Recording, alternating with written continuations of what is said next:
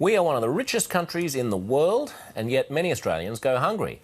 That's according to a new report released today by the charity Foodbank, which also reveals that charities in general are struggling to meet this spike in demand. Well, to tell us more, we're joined by the CEO of Foodbank Australia, Brianna Casey. Thank you so much for taking the time to come in and speak with us. So tell us, what's behind the rising numbers of Australians looking for or seeking more food relief? Is it high food prices? Is it low wages? What's happening here? It's a bit of everything. I think what is really alarming us at the moment is the contributing factors to food insecurity. We've seen a dramatic shift in the number of people seeking food relief. In fact, 22% more people this year than last year. We know that cost of living is the main contributor to that. So it's high electricity prices, it's housing unaffordability, it's low rates of new start, but also the drought is starting to really come to town. We're not only seeing farmers and rural and regional communities affected, but also those in the city as well. You mentioned food insecurity. That's something that we hear a lot from charities, but one of those terms that people don't actually say in real life. Yes. They never say, I'm feeling rather food insecure. Yeah. There we go. What is food insecurity? How do you define it? It is different to hunger, and I use this analogy a lot, particularly because I've come off the back of school holidays. I've got two sons. They say I'm hungry all the time. But the difference is we've got food at home to feed those children. For food insecure families, it means that at some point throughout the year, they don't have the means by which to access food and groceries. They've run out of food and they don't have resources to get more food, whether it be safe, nutritious or culturally appropriate. This, of course, would play into mental health issues, wouldn't it? Very much so, and that's come through really strongly in the 2019 Foodbank Hunger Report, is the impact that living with food insecurity has on mental health and well-being, and it's particularly pronounced in women. What we've seen in this year's report is that women are far more likely than men to be food insecure. They feel ashamed, they feel a stigma attached to it, and particularly when we're talking about single parents, the exacerbation of those impacts is quite pronounced. Some of these figures, let's just dig into them, are quite shocking. You mentioned that 21%, more than 1 in 5 Australians say that they have been in a situation where they've run out of food and they haven't been able to get more food. But 55%, a majority of people say that of those people say that they've had to skip a meal. About half of them say they've had to cut down on the size of their meal so that they can stretch their groceries and make them last longer.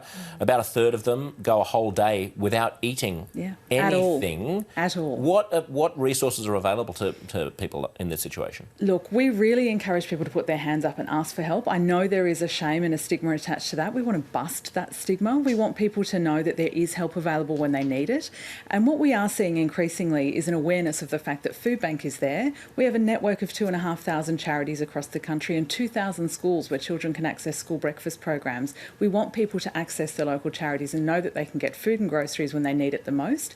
And that's an important thing to recognise with Foodbank as well. It's not just food. If you can't afford to put a meal on the table, the chances are you're not buying shampoo and conditioner, sanitary items. We want to make sure every family that's vulnerable has access to support when they need it. You know, Josh, the numbers that you're reading out is really quite shocking, isn't it? And you can't believe that this is actually happening in Australia, a developed country, a very lucky rich country. Exactly, a lucky country. But then again, I also read recently that Meals on Wheels, also a food charity company, has admitted that their services is under threat because of a lack of funds as well. So what happens once food charities start to draw back with their services? It is a perennial challenge. I mean, not only have we seen a cut in our funding federally at Foodbank, but we've also seen a lot of the charities that we're supporting really struggle with finances. Last year we were supporting 2,600 charities. This year it's 2,400. Part of that is a consolidation of smaller charities. They're running out of funding, or charities that don't traditionally do food relief have just said it's too hard, it's too costly. So it is a huge challenge, and we need to look at a whole of government long-term approach, put some decent funds behind this, really get a strategy in place so that we're not only just putting a band-aid over the gaping wound of hunger, but actually addressing the causes of it. Are there any, I suppose, lifestyle training or coaching that could go into any of this? Because, you know, one part of me is thinking, well, when my mum was growing up, she'd go over to her grandma's place, who was totally impoverished in New Zealand, and they'd say, I'll just throw another potato into the pot, we'll make some lentil soup or something, you know, we'll stretch it as far as we possibly can, add some water to the gruel, essentially. You know, the other side of my family were Holocaust survivors, they had absolutely nothing, but you'd be scrappy. And is it possible that today people have expectations about either prepackaged food or more expensive foods, and they're just not quite doing it right? There's a little bit of both. I think we need to acknowledge food insecure Australians as some of the most resourceful you'll ever come across. The ability to stretch a meal and really build some good energy into those meals is quite phenomenal. And we're proud of the role that we play at Foodbank in nutrition education so that families know how to create a healthy and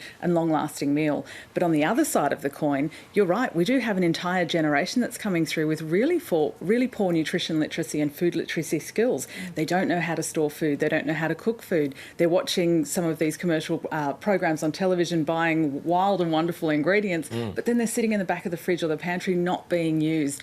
At the same time, we've got so many Australians out there who are hungry. We've also got a food waste problem, so we've got to do better. I was just going to touch on that because I just read that there's something like 3 million tonnes of food end up in landfill every year, and we're having increased numbers of people who need this food as well. Is there a way that we can actually close that gap?